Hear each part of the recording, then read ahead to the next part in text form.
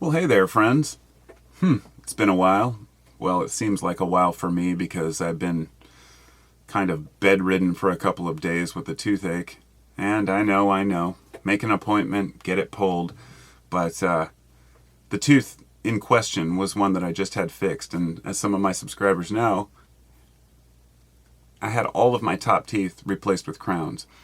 It was fairly expensive. It drained my savings, and I figured it was the best thing I could do for my future.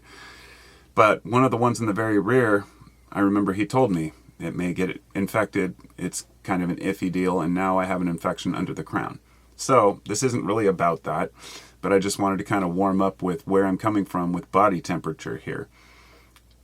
Not to fail to mention that living in Portland here, apparently there's a forecast for a heat dome over Oregon and Washington this weekend, and it's supposed to be up to 110 degrees here in Portland. That's just unheard of. Completely unheard of in June. I mean, this may happen in late August. It's very rare, but not in June. And I'm not going to go into the changing climate, but I am going to go into the changing human body here.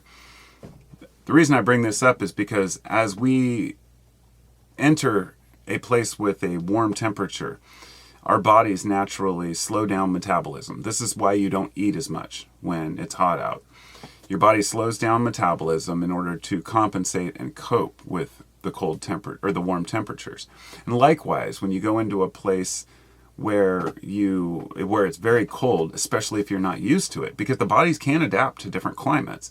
But if you're from a tropical climate and you go to, Antarctica, you may have major issues with dealing with the cold. Eventually your body will adjust its metabolism, adjust the temperature, and you'll cope with it. Somewhat. But this is where it gets interesting and why I'm talking about this at all.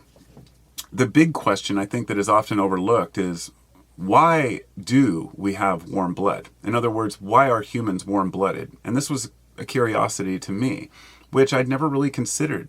And I thought it was worth sharing. This is, of course, a lot of this is theoretical, but a lot of it's obviously proven science. Comes down to this. After 65 million years ago, when there was whatever catastrophe you want to consider that took out the dinosaurs, whether it be an asteroid, a major earth shift, whatever it is, it doesn't matter. The point was, after most of the dinosaurs were wiped out, that's when mammals began to take the land over. During this time, mammals developed a certain body temperature to compensate. But for what? The question is, the problem here is that a high body temperature increases your metabolism, meaning you need more food to survive. This is why reptiles can go long distances between their meals and spend a lot of time just relaxing.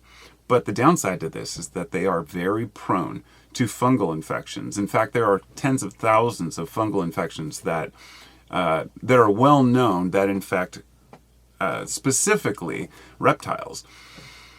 Now, the theory goes that fungi were always the first to colonize, and after any major disaster, let's say there was a nuclear winter 65, well, I guess it would be a meteor winter, 65 million years ago, the fungi are usually the first thing to come through and thrive. Most fungi are benign and aren't really harmful to humans. A majority of them are just neutral to us. But a few of them are highly toxic. The ones, and I think that the biggest mistake people have when they talk about fungus is they picture a mushroom. A mushroom is just like an apple on an apple tree. The apple tree has deep roots.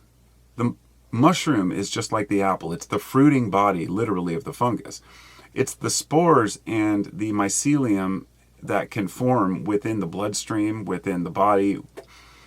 The theory goes that humans developed a body temperature of 98.6 degrees because it was just high enough to avoid getting many of these fungal infections, but just low enough to where you're not going to have an extremely high metabolism where you have to eat a lot more food. And it will balance over time. One of the coincidental things here is that when people think of the body as 98.6, they're completely incorrect.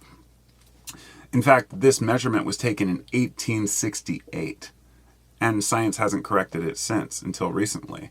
There was a major study done in Europe on, millions, I believe, tens of thousands, if not millions of people, where they took average body temperatures, and they have said that right now they're theorizing that the human body temperature has dropped over the last century.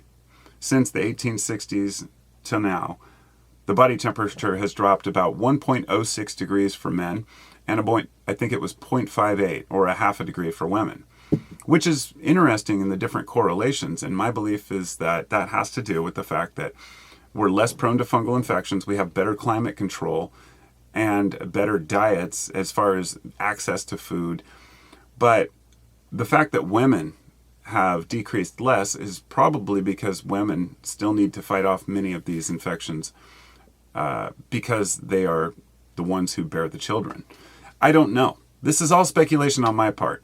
But the part about the fungal infections is the main one I wanted to share, because it's something I really hadn't considered in the past, and something that I think is extremely important to understanding why we have a high body temperature, and it was fascinating.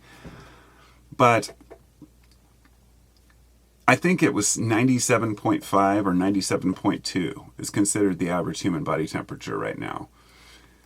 The reason why we have fevers, and I think most people are aware of this, but I should point this out in case some aren't aware, because we all learn as we go. The reason we have a fever when we get sick is because we are fighting off an infection, fighting off a virus, fighting off a bacterium, whatever it might be.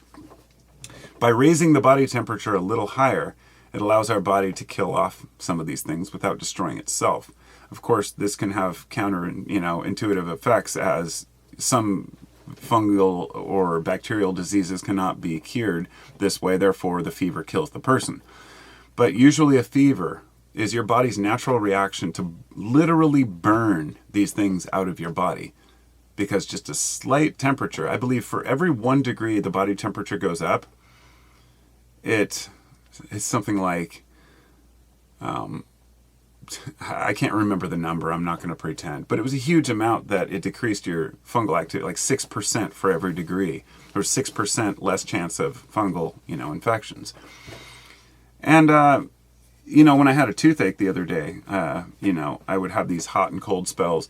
It's because my body's fighting off an infection. Thank God we have things like antibiotics, which can be phenomenal when they're used properly, but have been overused. But, the human body is amazing, the way we cope with these things. And so I could probably ramble on, but I'm not going to. I just wanted to make those few points about why body temperature is what it is, and the fact that it's balanced to burn out the fungi and the fungal diseases, but also not be so high as to where we have to eat constantly in order to keep our metabolism up. Because the higher the body temperature, the more you have to eat to compensate for that. So, thanks for listening. Hope you gained something. Hope you learned something. And I'll talk to y'all next time. Be well.